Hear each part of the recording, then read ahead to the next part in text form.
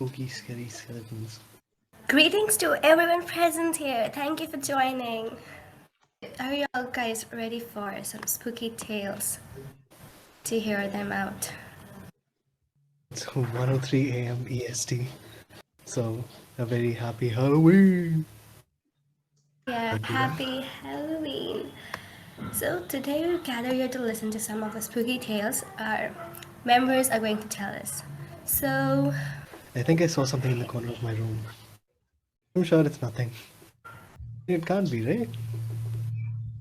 So, Night at Pottercourt is supposed to be an event where we hear from the audience and we get together and share some of the spooky stuff that we've either seen, heard, experienced. yeah, so the audience will be sharing with us some of their personal spooky tales. It could be some local ghostly folklore or any scary experience that you have encountered. So, some of the people have signed up before. Like, if you wanna tell a story, you can raise your hand so we can pull you up and you can tell us a spooky tale. So, Leica, would you like to share a tale with us first? Boy, oh boy, do I have stories for you. Yeah. Okay, let's see. Where do I begin? Let's start with my own. Um, this one is from my own life. I was 12 years old. No, I was 11 years old when we moved to this house in the corner of this apartment complex. We had a ground floor, so we had an extended front yard, an extended backyard, and like this area to the side where which we used as a driveway of sorts. And there was this room in the house that was unnaturally cold at all times. And my family, being my family, we were very happy about this because this was a time when air conditioning um, was a luxury for people. And I was so happy about the fact that there is a room in the house that is always cold and they won't have to spend a single penny on air conditioning of all things. Anyway, that feature alone made this house worth buying and worth moving into. And once we moved in, things were, I want to say things were fine, like things went on as normal. I did see, I did notice some oddities, like how the room that I'm talking about, um, it had absolutely nothing in it. By which I mean that most of the other rooms when we moved in had like cobwebs or lizards and stuff like that that needed to be cleared out. But this room had absolutely nothing. It was almost as if even the spiders were scared of it or something. That was one weird thing. So we just ignored it. Like houses be house, and what do you want me to do? And the crazier stuff started happening um, when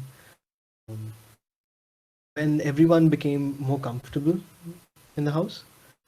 So I'll give some context. My family is very, very religious. So we had a lot of rituals and ceremonies and stuff like that. And when it comes to housewarming, ceremony is, I think, somewhat common in this part of the country. Having like tiny rituals and what's the other word for puja? Can you help me, Morgan? The word for puja.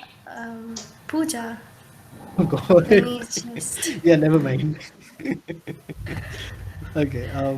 Yeah, just my mother had like two separate times during the day when she said her prayers and like, lighted candles, not lighted candles in the house and stuff like that. And I think that started irking whatever entity was in our house because my mother was injured more in the 6 months months that we spent in this house, she suffered more injuries than she has ever in her life. And she was a sports person. So that's saying something. So the first time she almost burned her hand, then she slipped and almost fell. Then stuff started falling on her, and I think she kind of cut herself on broken glass. It's just tiny things, but since they started happening in an order and they started happening one after the other, it became concerning. That was my mother's experience. My experience was a lot more intimate because I was given the cold room, and I was happy because I finally had a room of my own. For some reason, for the life of me, I could not stay in that room, especially after sundown.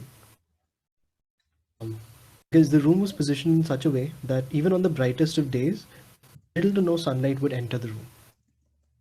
I have no clue why. It had huge windows with no sunlight, little to no sunlight. And whenever it started getting, whenever it's like around the times of evening and night, I've always felt this weird presence. Like I could feel there were eyes in the corner of the room, and they were staring at my neck.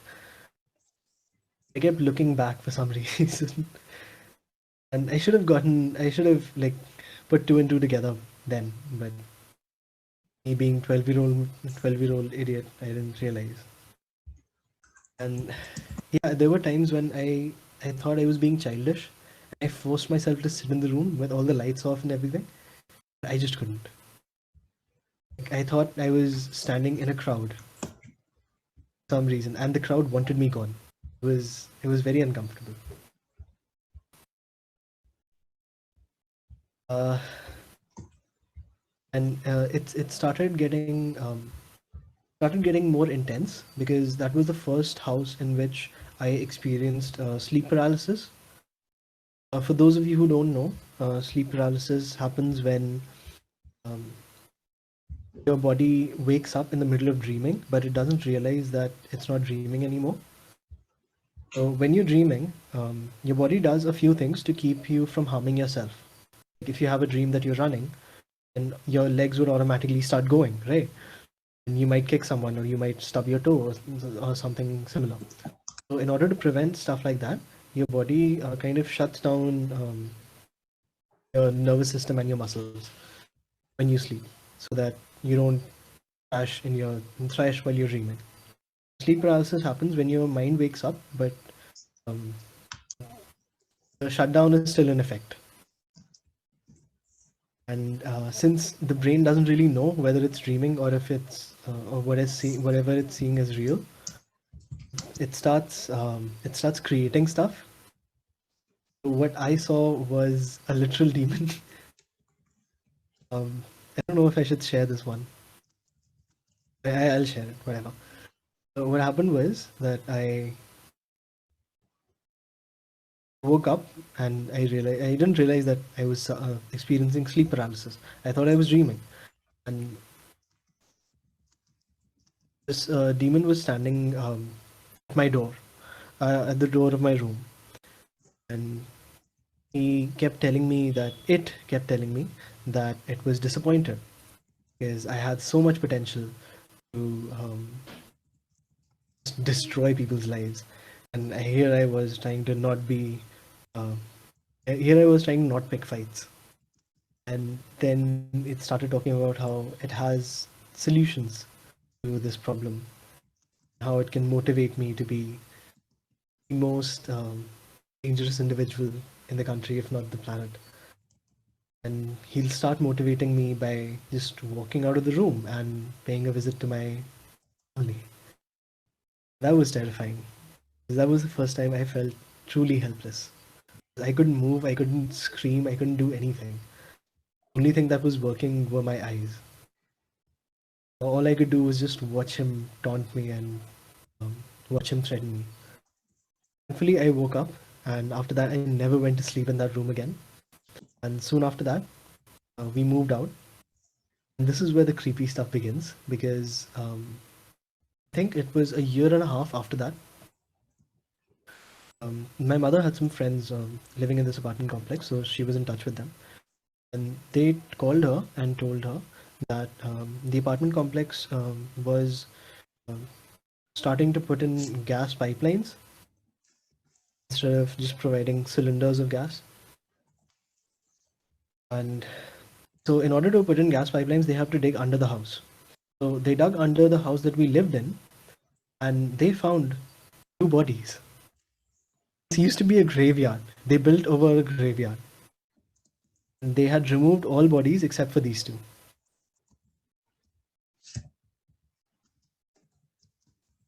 Next up, let's have.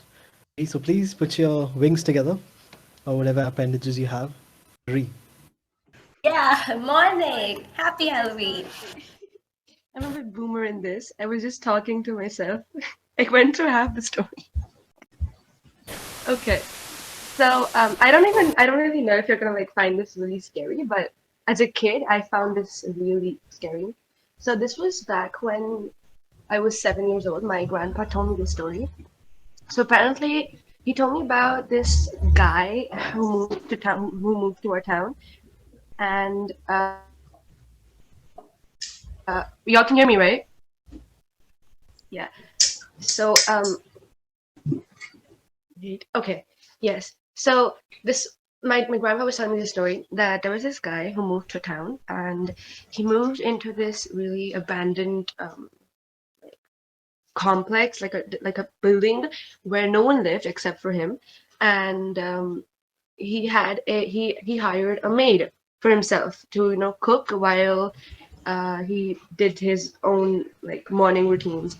So what happened was that he was doing those like rituals that we do in the morning. He was doing like godly rituals, pujas, and he needed some. You need ghee, okay? Like to keep the fire burning, you need ghee because that's what we do. So for that, he's like, "Can you please pass me the ghee from the kitchen?" And apparently, it said that what she did was she picked up the ghee container and she extended her hand, like it just ran like really far. This is funny, but like she just extended her hand to where he was sitting, like at least there was like at least 2-3 meters cut distance. Okay, and but like this is fine, okay, but the scariest part over here, because like I never believed this, because like who the heck does that, right? Like who the heck just has their arms going like longer? So the scariest part of this is that my grandfather actually met this guy and he went on like treks with him and stuff like that. And when he found out that this guy has actually experienced something like this, everyone like, or even like the people with him, they stopped associating with that guy because like ghosts. It was terrifying. The fact that someone extended their arm more than it humanely can, but also the fact that your grandpa did not give a shit about that. That's the main part. Oh my god. Exactly. So like I got chills.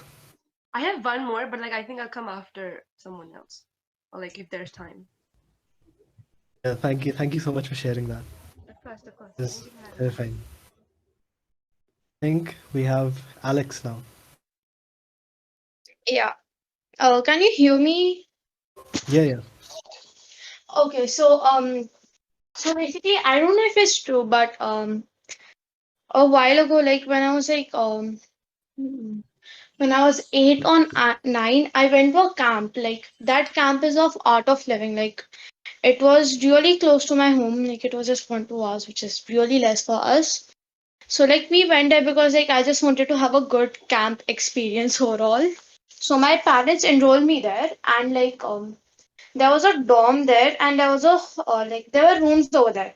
So practically, as my friends were in the dorms, so I stayed in the dorms. And like one day we had a tent night. Like we had to go live in the tent. So like the dorm goals were chosen. So like we just went there, and like we were having a horror night. Like That day actually was the counselor's birthday, so like they had to finish it up fast. So like they told us a story where there were campers. Like it was really scary for us because they actually enacted it. So the thing that happened is like they told us a story that was like, I'll just continue the story right now. It was like there were 10 campers who like there's a sea nearby. So like over there on the beach, the 10 campers were walking.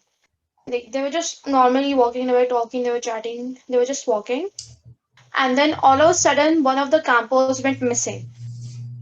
Like no wonder whatsoever, that camper just went missing. And then after they got a little ahead, like 5 6 minutes, the next camper got vanished. Like two of the campers were just missing, and then after that one more camper went missing. So like that every 5 10 minutes a camper went missing. So after they realized that they were like literally half of the population of the campers were less, they just started calling out their name and just screaming for help, but no one was around because like it was like 2 3 a.m. at night, so everyone was sleeping. At this time at this time there was no one. So after that they just started, like they were just marching voice noises, like there was no noise except the marching. So the campers got so scared that they started running, and behind us there were people hidden, and like they were also making those marching noises. And at the time we were brainless because we just got so scared that we started screaming for our parents' name. And there were actually three campers who went home directly after that. Like they called their parents and they went home. It was so scary, and we had to spend the whole night in that tent. Luckily, the counselors went away and let us sleep, but that event was extremely traumatizing for me and the people I had in my tent. Like we were just like we had a flashlight, so we just kept it on, and like still it was traumatizing for us. Like yeah. And thank you for listening to my extremely long story, which is very boring, but still, yeah. Oh, Thank that you. was not boring, dude. That was very scary. Like there are times when I want to like explore the wilderness and stuff like that, and then it's stuff like this that makes me think, you know what? I'm fine. Fine. I'm happy here. Oh my God, that is so scary. Thank you so much for sharing that, Morgan. Have a great You know, day. Thank you. So next up is Yazzie. I hope this time your mic works. Could you please discard? Let her mic work. Does it work? Yeah? No. Yeah, it yes, works. finally. Okay. Okay, so this story is a folklore legend scary story from my country, Honduras. It's called The Nuns. Yes, you heard me right. The Nuns. Okay. There are many people who prefer to travel by car at night. When they make long trips, it is a matter of customs. A few years ago, a group of friends who was traveling to the city of El Progreso in the northern part of Honduras. When they approached the bridge called El Comandante, which is English for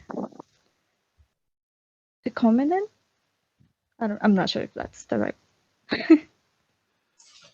They saw that a little white bus was traveling in front of them. At that time, the road was not paved. There was a lot of dust, which is why they could not see who was traveling on the bus.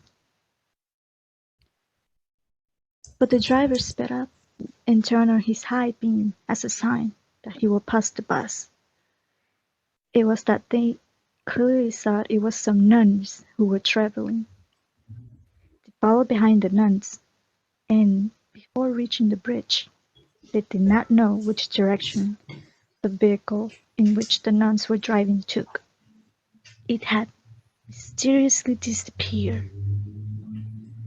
The next day, it became known throughout Progreso that a group of boys was surprised by a ghost car in which some nuns were traveling. Few believed the story, and others laughed at the young people, saying that maybe they were walking with their drinks and that everything was a product of their imagination. Listen to me, Rolando. Do you believe that story about las monjas? Which is the nuns. That is a bit confusing, because in this part there are many priests, and the nuns who came to this town from the coast are rare and counted. You heard what they said, right? What did they say? That before reaching the Comandante's bridge, the bus where the nuns were traveling had gone up in smoke. But is it possible for them to disappear like that? There isn't even.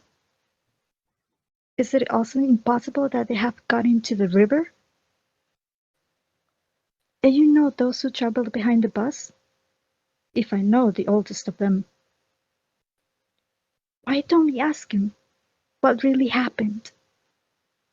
We're going to convince you. With the anxiety of knowing more about the nuns, the two friends moved to the house where one of the witnesses of the strange event lived. The man received them kindly and told them what happened. What I have told you is not an invention or a product of imagination. What that little bus saw that night, besides, none of us drink liquor. My friend, the one who was driving the car, was going at moderate speed. We told him to accelerate to pass the bus. It was that we saw the nuns. That's when we were petrified. Because when we accelerated and passed the nun's car, we did not know which direction took. In other words, disappeared before our eyes. The friends were silent. They knew the road well. It was impossible for the nun's car to take a shortcut or deviate. That's the truth, guys. Only truth, the only truth. They were deeply impressed with the story of the good man. They said goodbye to him kindly and left he left the place. As the day went by, something happened that changed things. A cousin of the young man named Rolando told her with alarm that the nuns were not the story Royal wrote as they said, but a sinister reality. She added that she was traveling in the company of the other relatives on the road at night. When they got close to El Comandante bridge, they looked at the little bus. At first they did not catch their attention, which they realized with the light of the car that some nuns were traveling in the back, were trying to pass the car of the nuns. It mysteriously disappeared. Time went on until no one spoke of the matter anymore. On certain occasion, Rolando and his friend decided to travel to the Port of Tela to take a dip into the sea. They will enjoy the weekend eating fish and walking along the beautiful beaches of the port. They stayed that way until the evening fell. Then it got dark. Listen to me, Rolando. It's already dark. Better, man. At night the temperature gets better, so we travel calmly. It's true. Go, boys. Get on the car. We're going. They left the port of Tela, very happy, towards the city of Progreso. They were singing very joyfully. It was about 10 o'clock at night. You were right, Rolando. The cool of night feels delicious. Yes, man. It even makes me want to lash out. No, man, you have to enjoy the night. The landscape, the moon agree with us. It's clear. They were enjoying the scenery and splendid moonlight night.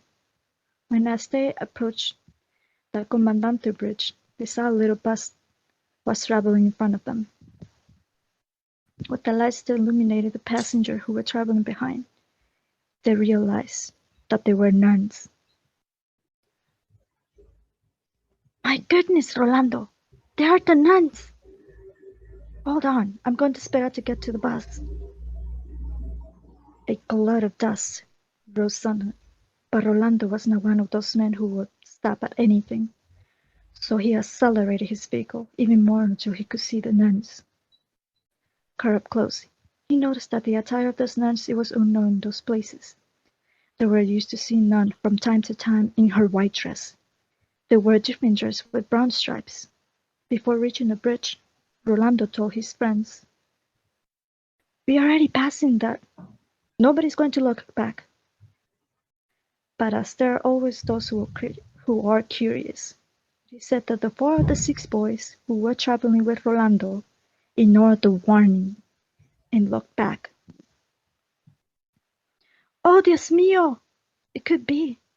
Rolando, speed up, don't stop. For the love of God, Rolando. Go, as far as you can. Dale, Rolando, get us out of this hell. I told him not to look back." When they arrived in Progreso, the 4 young people were mute, trembling from head to toe. They had to get them out of the vehicle with the help of their relatives. This time, the Progreso people realized the reality. There was a ghost car that was transporting some nuns. Days later, when the scare happened, the eyewitnesses of the strange event said that when they looked back, the interior lights of the little bus came on, and some human skeleton were traveling in it.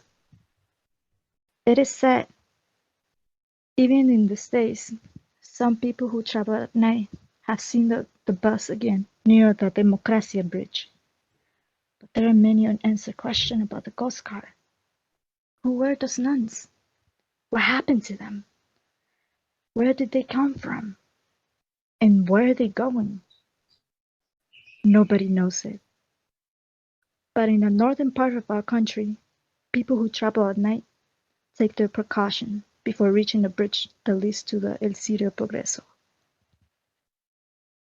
And folks, that's the story, and here's a picture of that. It was terrifying.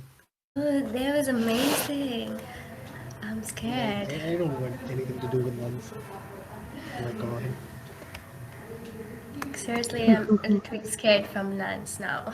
It's such a sad story though. Like where did they come from? What happened to them? Never know. So sad. So scary. Thank you so much for sharing. Thank you so much for coming up and sharing this. I had an idea. I wanted to do the arrogant voice for introductions.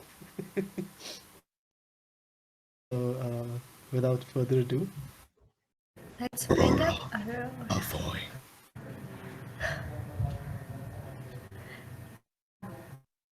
Begin. Hello. Hello.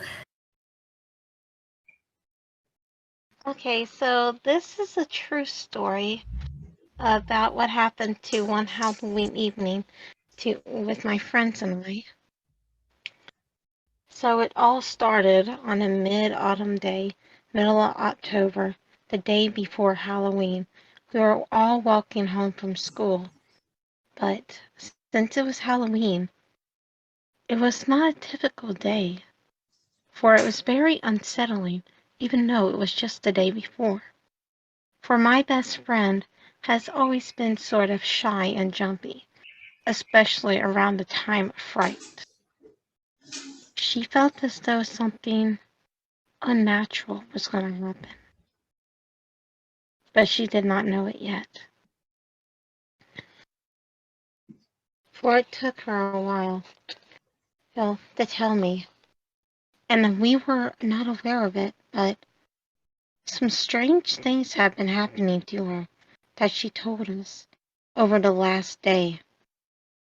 For example, the lights were flickering on and off, and no one was in her house, for she was all alone in her bed. the TV turned on, and there was no one there. And finally, the doorbell rang, but when she went to inspect it, there was nobody there. She felt as though someone was watching her. When she told me about this next day at school, I said, "Do you believe it was someone or something more of the supernatural?" For I was just trying to scare her, but the more we thought about it, the more we would believe it was true.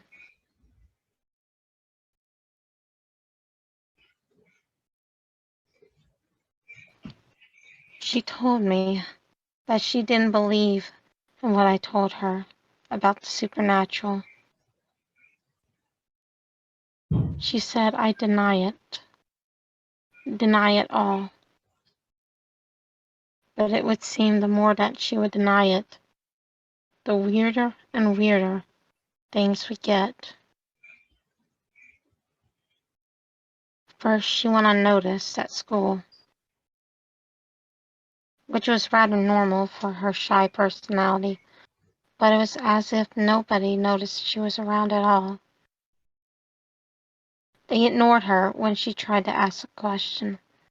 Nobody would look her in the face, and it felt as though her very existence was in vain, for she felt as though she did not exist.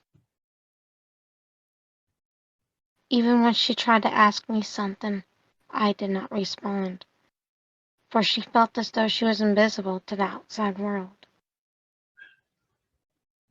And she figured that it had something to do with the lights and the supernatural phenomenon that I described to her earlier. She felt as though as she didn't even exist, as if she was now something unnatural to this world.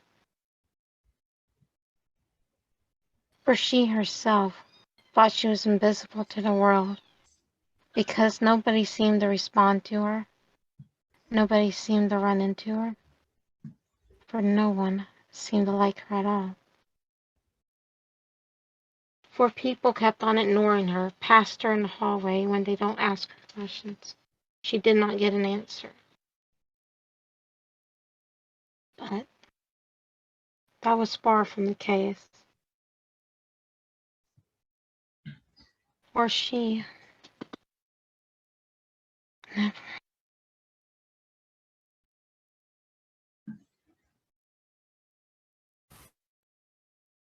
She, oh, I don't know why they left. That was really scary. I was genuinely invested in that. Oh my god. Yeah, that's just one of the weirdest things. With students, yes, in general. I remember my friend. She is currently pursuing a medical degree. She joked about this. She talked about the student who was not there for very long.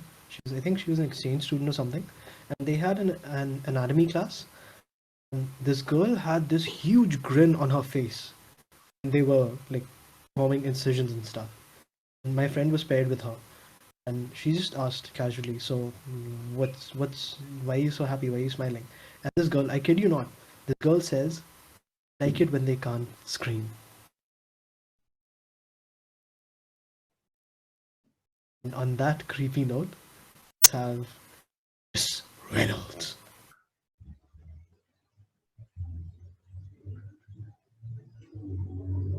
So next up we have Yazzie, who has We have Yazi. Yeah, sorry. yeah, she's another story to share with us. It's even spookier. Where's Yazi? Hello, hello. It's me again. So this is my second last story before I go to bed, before husband scolds me to sleep. Please Anyway, begin.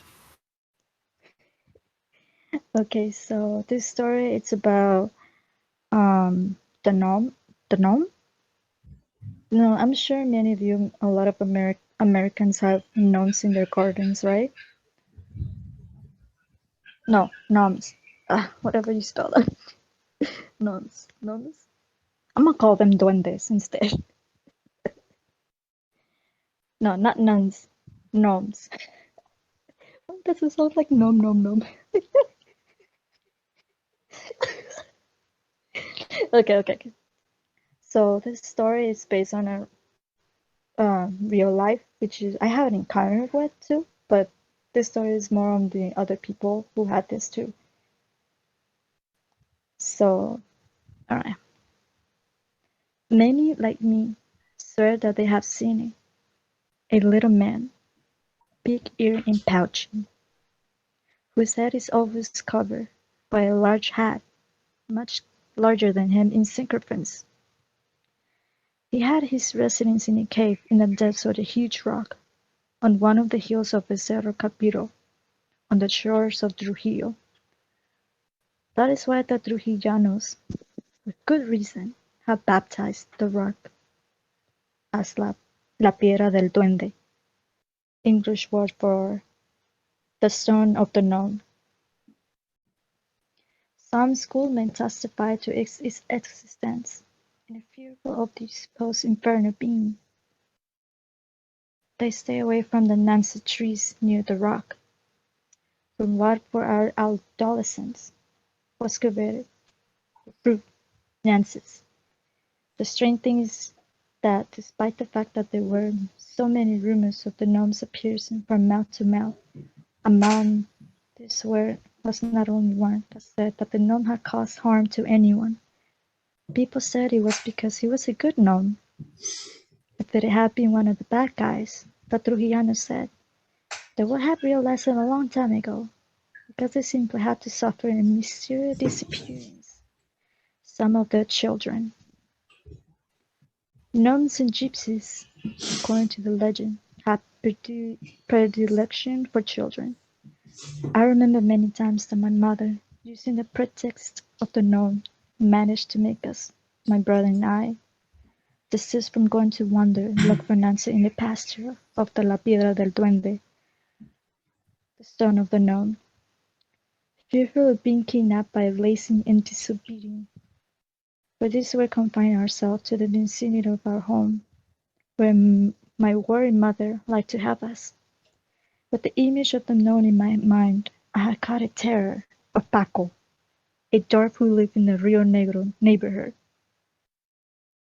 When I went to that neighborhood to visit my aunt Aurora, I used to slip over to the neighborhood house of Manuel Cepeda to delight myself with the rehearsal of the marimba entitled Azul y Blanco, on which he was its owner and director, completely absorbed in the activity of musicians playing their instruments. I did not realize when Paco, who appeared to know swear, aware that I was kept terrified, came behind me and accompanied with the striding noise that he made when the thunder tongue with the roof of his mouth. He poked me with his index fingers, a simultaneous scoop on the sides. That was enough for me to live in disarray, taking everything that laid ahead to meet me. Being so young, he wasn't sure if it was hatred or fear or both that held this unhappy dwarf. The fact that I detested him because I saw in him a bad gnome. I associated with Paco, and many times I suspected that it was him, the gnome stone. In those days of my restless childhood, I was far from suspecting that very soon it would be my turn to meet the famous La Piedra del Duende, the stone of gnome. The day of the group of comrades, the family had decided to go and collect Nancy after school. On the grounds of La Piedra del Duende, by a strange coincidence, it was in that area where the largest and sweetest trees of the Nuns were.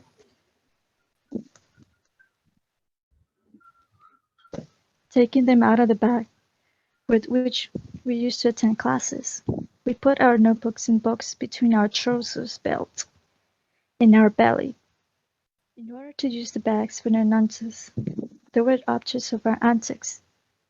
The time being like 4 o'clock in the afternoon, the customary evening flirtation of the colors of the tropical twilight was at its beginning, but the branches of the trees that, anticipating misery of the approaching darkness, seemed to anticipate taking capricious form. With the night advancing by leaps and bounds, we had to hurry up, so that it would not surprise us, and to avoid having to contrast with the Gnome's hour. According to rumors, the preferred hours of this were late afternoon, at dusk.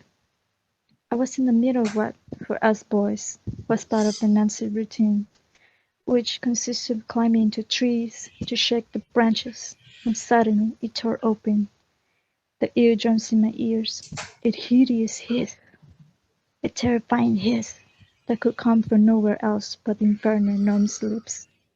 The unmistakable sound of the Gnome were said to be its thunderous whistle, accompanied by monotonous diphthongs that peasants used to herd cattle. From the advantageous position that the height of the branch offered me, my view could cover more space than my companions who were below collected the nonsense. I remember at the second whistle, I turned my terrified eyes in the direction it was coming from. That's when I saw it. It was there. There was the Gnome himself. He was coming up the hill, going to where we were. First and the last thing I saw of him was that big hat. Without realizing it, I jumped off the branch. To this day I have not seemed to be able to explain how it was that my life did not explode. I started a desperate race, leaving my teammates behind. When they heard me shout, "The Gnome!" everyone was scared and began following me in my unbridled race. I remember that on the road there was a dangerous barbed wire fence, which to this day I cannot imagine how or when I crossed it. That was the last time when I took Fernando on the grounds of La Piedra del Duende. I never went back there, for the Nancy of that damned place had been forbidden for life. So yeah, that's the story of some of the witnesses that they have encountered with the gnome. So with this story, I can definitely relate, and I'll tell you why. When I was 5 years old, I living in my country in Honduras. I remember being in my mother's tiny store where she sells everything, right? And it was about 9 p.m. at night. She sent me to my house. She was like, "Mija, vete pa la casa," which she said, "Daughter, go home." And so I was thinking myself, should I take the shortcut to home or should I take the dirt road? And so, mind you, my 5-year-old mind was like, you know what? I take the I take the shortcut to home, which is really close. So it's only like 3 minutes to get home because it's so close, right? As I was crossing by the tropical trees, yeah. In my house, we have a lot of tropical exotic fruits, mangoes, Nancy trees, everything in there. So I was crossing that little small road. As I was walking, from my distance, I saw by that boat light there was a little man that was coming out of the shadow. And I was like, what the heck is that? So I was getting closer. I started to hear my name. They were calling my real name. And I was like, what in the world? How this person knows my name? As the name grew closer, the little man got closer. And I got closer. All of a sudden, I looked down.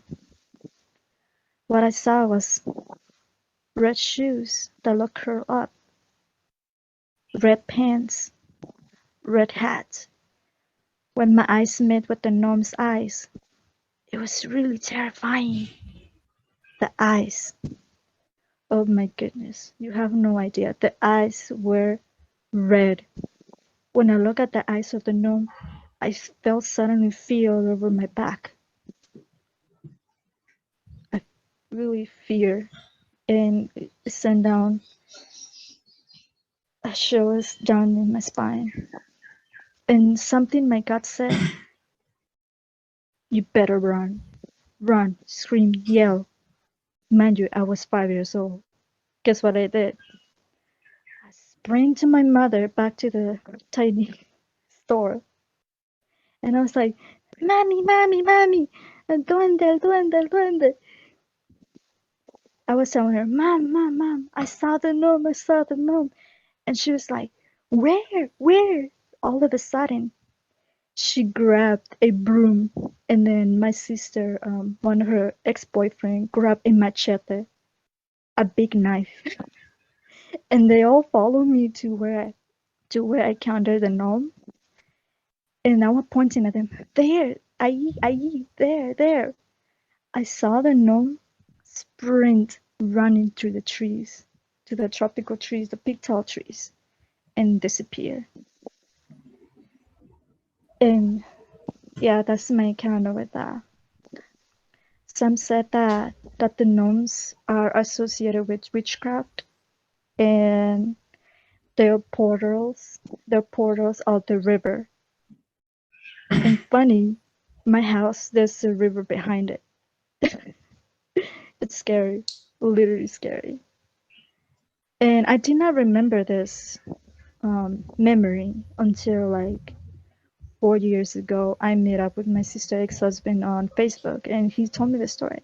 Hey, remember when you used to play a little football when you were a little girl? I was like, oh yeah, I remember. Do you remember when you had an encounter with the gnome? I was like, huh? I do not remember that. And then he started telling the story of that, and I was like, when he was telling me that story, all of a sudden I had a flashback. Of my memories of that time when I had an encounter with a gnome. So ever since that happened, after he told me that, I started to have nightmares of the gnome. Believe it or not, I had nightmares 4 years ago. It was terrifying. Yep. That is very terrifying. Thank you for that. I am going to drop kick every single gnome I see from now on. That thing's going 9 yards away. Oh my god. That's so scary. Thank you for sharing that. We don't even have gnomes in our culture, but I'm definitely going Ronaldo on them from now on. Next up, we have right, Thunderbolt.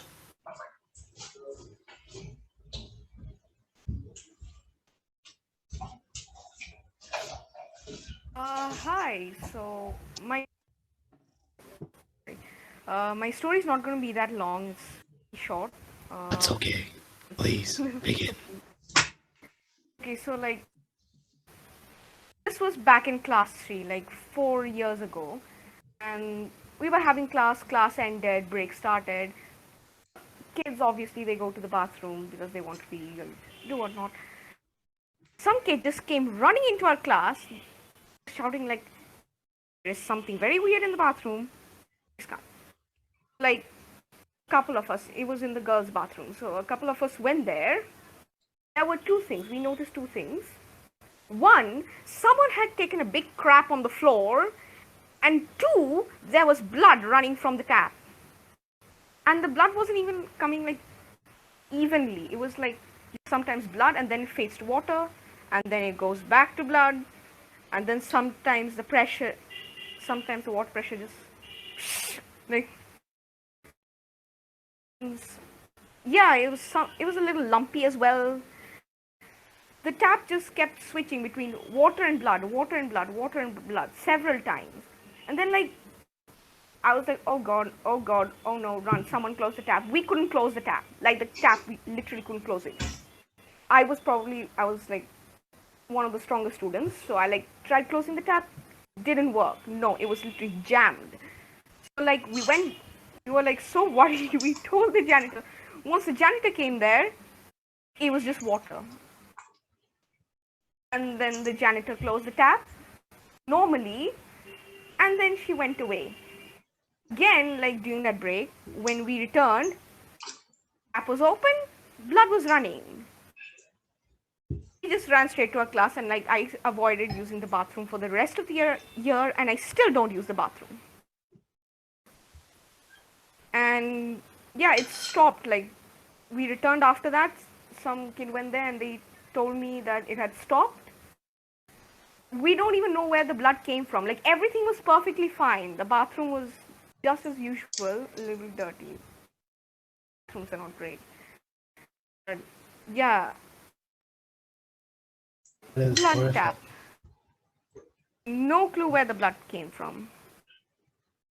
I, It I wasn't have like I fake have a blood few or ideas, anything. but I doubt it was fake blood. The fact that you said that it sputtered and it was lumpy, those Yeah, are characteristics of blood. and like I can tell like the difference because fake blood would usually be like a lot brighter, a lot more vibrant, and like real blood slightly more brownish. Why do you Yeah, know the difference? I don't even know. Exactly. I That was is going that to is very ask interesting. that. Uh, Never going to visit my school's washroom from today. I'm not going. yeah, so I apologize for this being a really short one. Thank you for letting me tell my. The scariest stories are the short ones. Taxes. Thank you for letting me speak. Thank you so much for sharing. For sharing. It's amazing. So Next up, we next have up we have. Miss Reynolds again. I love that voice. You know, most of us are liking. Thank you. You need to sing a song in that voice someday. I can't. There's 30 years of smoking. Can you hear Anyway. me? Can you hear me? Yes, we can hear you. Happy Halloween, people, and welcome to my weird story experience. So, this story is quite different than the before. I mean, I have told stories to people, but this one is real, and I haven't told anyone about this story. So, this happened when I was what 7 years old. Um, you know, my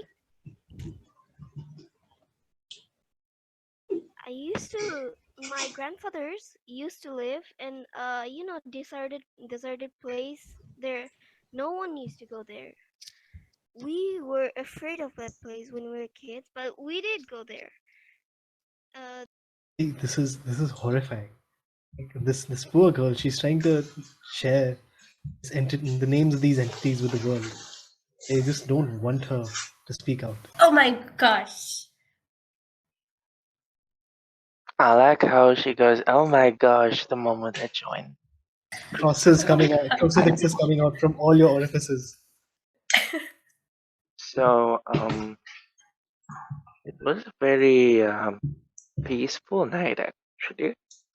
I was in bed with my phone, like most of you do, and I was just scrolling through chat, happy, content, having fun roasting Kush.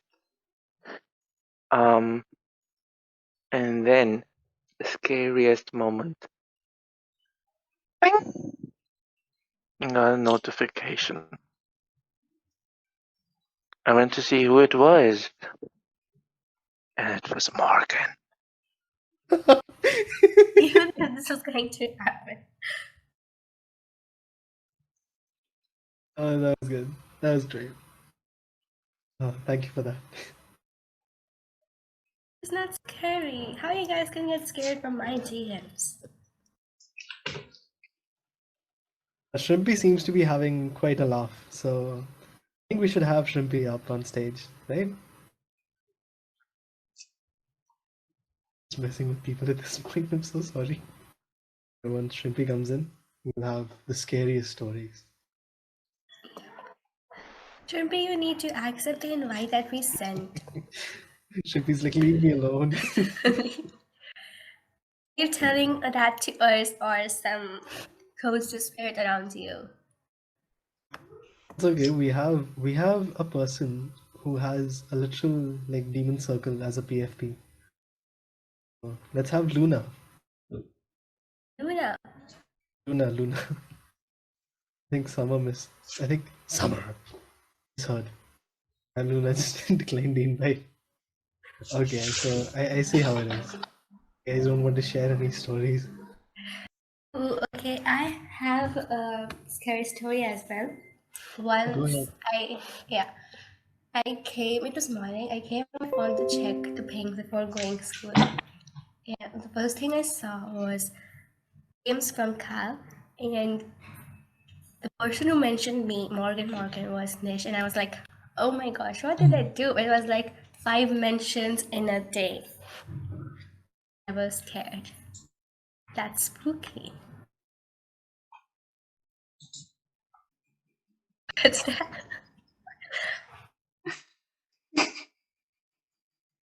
What's that? You what? What's that? Wait, I. What's that? You okay? You okay? I am. I thought we would hear a horror story. This sounds like horror movie sound effects. I Oh can no. help you calm down, Foxy. Oh no, Foxy, please. let me help you calm I'm down. actually dying. Please not. So think of an object. Think of an object. It is round, yeah, and Mhm. it's dark brown in color. No, it's not a potato. It is fuzzy. It has 8 eyes and 8 legs. Okay, that got you calmed down. Okay, go ahead. Wait, I just want to say for the record that you could have been describing some kind of weird, freaky, fuzzy octopus, and I am not here for it. I was thinking it was summer. Yeah, it was summer. I was going to say like Summer's here for like Summer's. Okay, summer has 9 octopus left. This is now your latest Halloween um competition. You have exactly 12 hours to complete this. If we can draw Summer as a creepy fuzzy octopus slash spider, you're gonna be handsomely rewarded with house points. Yeah, I'm going to do that. Thank you. Hey. You know, see, I agree to that. Okay, let me just state for the record that that's not a challenge. Abort, abort. Okay, Foxy, if you can breathe, please tell your story. Well, let's see. I wanted to share a scary story that I heard when I was young. I think I've told Morgan before, so please just ask her. So this was this kid who this young kid, like 6 years old or so, who was left alone in his home with his dog.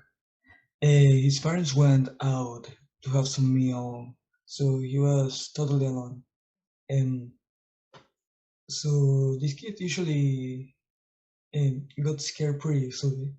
So whenever he was like full on fear, he would run to his bed and jump under the covers, put his hand out, and wait until the dog came towards him and licked his hand. So what happened is that while he was playing in the living room, he heard something outside. Then he heard the door rattling. He went towards a bedroom and he stayed there. Then the door opened slowly. He didn't see anything though. He heard some footsteps approaching. So he ran under the covers and put his tongue out. The dog came towards him, and he licked the hand. So after a few minutes, he came out. There was nothing. Alright, he went back to play around, thought maybe it's his imagination or something. But then he heard it again. The footsteps were approaching. Alright, he ran back to the bedroom, he hid under the covers, he put his hand out. The dog licked his hand. Once again, a few minutes later, he came out, there was nothing, he saw the dog, and the dog was a bit scared too, for some reason. Yeah, he continued as if it was nothing. Probably his imagination playing very nasty tricks on him. So it happens once again. Now he heard footsteps coming out of that room.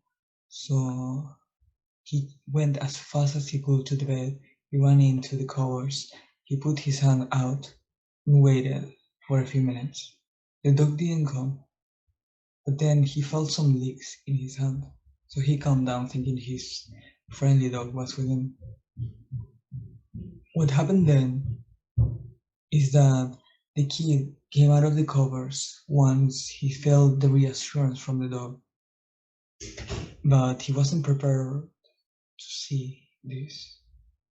Once he came out of his bed, there was his dog dead in front of the bed.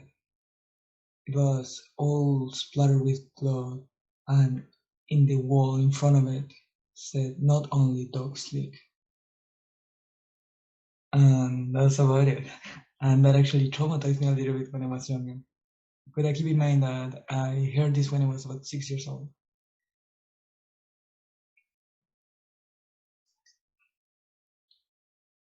That is very unnerving, I must say. Very scary, very scary. Thank you so much for sharing. Foxy, I thought when you came up to speak of your scary experience, you would also tell us about what happened in the bathroom. Which bathroom? You know, when you looked up into the shower head. Oh gosh, please not, please not, please not. What? That's scary. Scary spiders. I hate spiders. Oh, thank you for that. Spider discrimination going on over here. Thank you. Gosh, That's exactly what he no. needed. I'm just kidding. Do you have any other volunteers? Or should I start my stories? So these are fairly short stories. They're somewhat anecdotal. Enjoy listening to them nonetheless. So the first one that I remembered was I heard this one in my university. I think this was in the first year.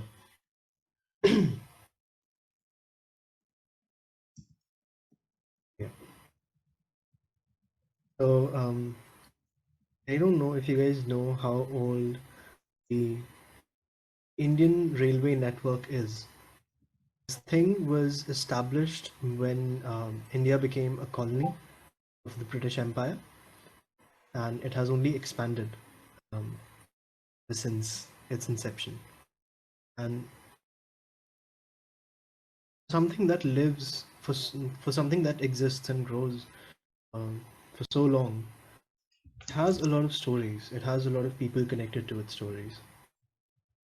And one such family that was connected to this, the railway network grows every year summer. I should rephrase. The railway network grows every year summer. Is there are still parts of the country that are not connected by rail. Anyway, so there's the story that if you board the train between 12 and 3 a.m. Between two particular stations, somewhere in the northeast. The train will stop at a station where no one gets on, and the reason why no one gets on at that station at that time is because the only people at the station at that time is a family of a father, a mother, a son, and a daughter, and they're fairly normal, other than the fact that they don't have heads. This headless family boards the train in the middle of these two particular stations, and they just disappear. No one knows which station they get off at. Is people who board trains between 12 and 3 a.m. are usually people who travel for work, and they are either really tired or they are very, very stunned to say anything. And the reason I know about this in such detail is because the person who told it to me said that her brother was traveling late at night and he boarded this particular train from one of the two stations. He had the opportunity to sit right across this family of headless people. And there was another family who was sitting a few seats away from them. And the child noticed that these people don't have heads, and the child started crying. And instead of coaxing the child or convincing the child to not cry and to not ignore these people, mother of that child just used her hand to like he forced the child to stay silent. The reason why she did that is because the entities um, that the form of this headless family, they don't take kindly to loud noises. If you make a loud noise, that will be the last noise you make. What do you think of that story? That's scary. I'm not going to. Scary. It was an amazing story. So, do we have anyone else who would like to share the story? Anyone? Please continue. Okay. I heard this one from my friend. I was 8 years old at that time, and he was eight as well. He had just come back from his ancestral village of sorts. Yeah, his ancestral village because of a wedding or something that he was attending. And so what happened to him was that after the ceremonies were over, they had like a day or two. So my friend's mother decided to take him and his sister to this nearby stream where um, she wanted to draw something, but she didn't want to go alone, so she took the kids with her, and they had a good time just being in the water and everything. And when they were coming, so I think the kids spent too much time in the water because they didn't get out in time. They didn't get out while they had daylight. So by the time they started heading back to the village, it was almost nightfall, and that is a scary time to be away from your village. Because this is like the village was surrounded by wilderness, and it only had like one major um, roadway connecting it to the rest of the city, to the rest of civilization. They were walking through the forest, and the the first thing they heard, they saw it before they heard it before they saw it. They heard this lady singing, not even singing. She was just mumbling in a very melodical tone, and I genuinely despise my friend uh, memorizing what she sounded like and relaying that to me. It went something like.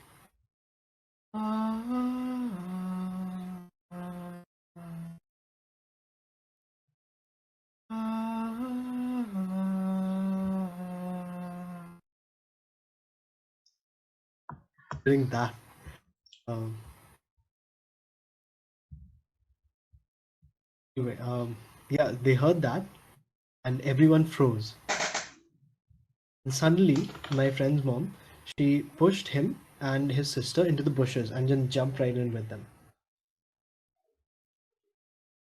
And that's when they saw it.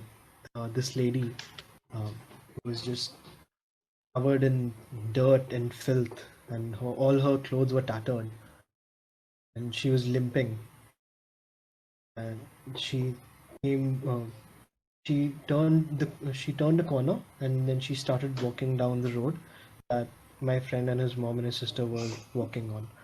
And had they kept on walking, they would have they would have come right face to face with her. And so I think my friend's mom knew about this or something. That's why she pushed the two into the bush. They were hiding, and this lady started limping and waddling around. And she came quite close to the bush. Then she started walking away.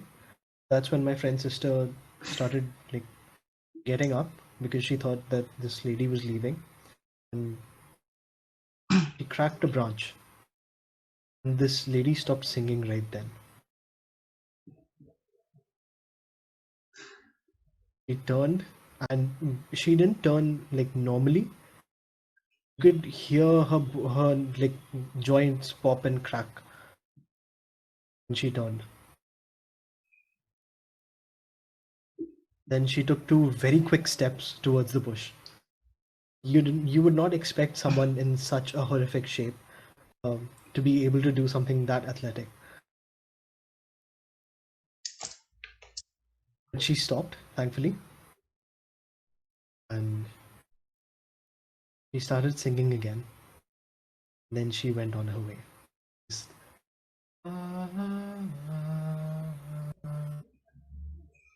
That just faded out. My mother, my mother, my friend's mother quickly pulled them out of the bush. They just ran, and this is this is the part where the story gets sad, because turns out this this lady wasn't a ghost or something. She was schizophrenic, and she had run away from her home, and the chief of the village was providing her um, place to live. Apparently, she had run away from this place as well. So they saw her leaving, actually.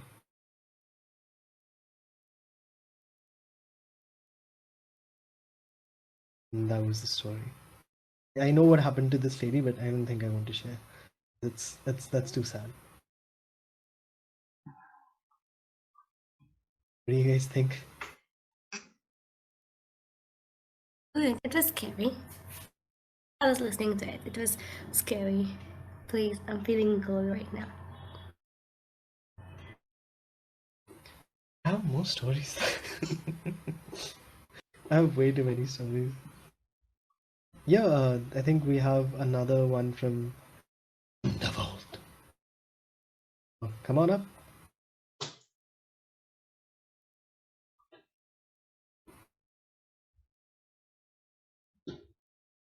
Please begin. Okay, so this isn't much of a story, but it's something really weird that my neighbors do. Like every kid, many kids have dolls when they were smaller, and my neighbor's kid has a doll. You need to wash the doll from time to time. It can get dusty and crusty. They have hung up the doll in the weirdest way possible. They tied a rope around the neck of the doll and they hung it terrace. They have some lines, ropes where you hang the clothes. They tied the string which had the doll. And it looks so weird. I'm like, okay, for maybe 1 or 2 days it'll be fine, it'll dry, and then hopefully they'll take it back down. No, the doll is still up. It has been like that for 5 months. 5 months. It's like Once in a while, I'm just like skating casually on the terrace, and I feel the doll just turn to me and give me the weird smiles. Ugh. It sends shivers down my spine.